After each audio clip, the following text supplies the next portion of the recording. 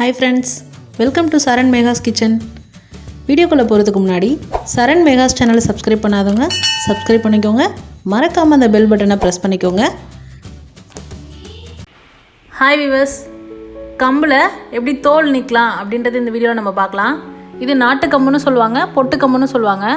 பாருங்கள், அந்த மாதிரி அதில் தோல் இருக்கும். அந்த தோலோட சமைச்சோம்னா நமக்கு டேஸ்ட் வராது. அந்த தோலை நீக்கிறது எப்படின்னு நம்ம பார்க்கலாம். அதுக்கு முன்னாடி இந்த கம்பை நான் தண்ணியில் கொட்டிட்டு வாஷ் பண்ணி நல்லா கல் இல்லாமல் அரிச்சிட்டு வெயிலில் காய வச்சு எடுத்துருக்கேங்க. முடிஞ்சால் என்னோடய அப்கமிங் வீடியோவில் அதை நான் உங்களுக்கு ஷேர் பண்ணுறேன்.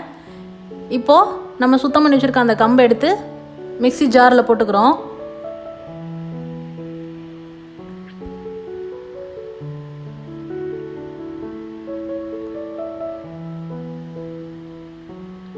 பாருங்கள், ரொம்ப சுத்தாதீங்க மிக்ஸி ஜாரில். முன்னாடி ஒரு சுற்று, பின்னாடி ஒரு சுற்று, அவ்வளோதாங்க.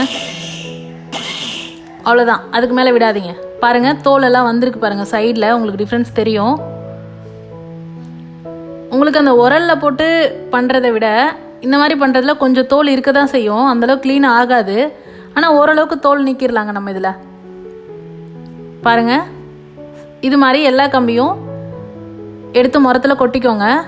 அதுக்கப்புறம் நம்ம இப்போ அதை புடச்செடுக்க போகிறோம்.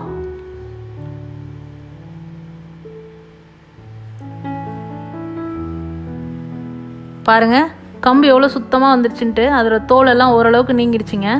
மேக்ஸிமம் உங்களுக்கு தோல் வந்துடும் எல்லாமே. பாருங்கள், அந்த கொஞ்சம் 2 டம்ளர் கம்பில் எவ்வளோ தோல் இருக்குது பாருங்கள். இவ்வளோ தோலும் நம்ம இப்போ நீக்கி எடுத்துருக்கோம்.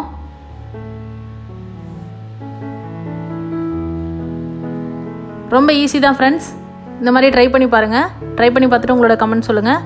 இந்த வீடியோவை தொடர்ந்து கம்மங்கூழ், கம்பு இட்லி, இந்த மாதிரி கம்பில் என்னென்ன கம்பு ரிலேட்டடாக செய்கிற ரெசிபிஸ் எல்லாமே என்னோடய அப்கமிங் வீடியோஸில் நான் ஷேர் பண்ணுறேன். தொடர்ந்து எங்களோட சேனலை பார்த்துட்ருங்க ஃப்ரெண்ட்ஸ். தேங்க்ஸ் ஃபார் வாட்சிங்.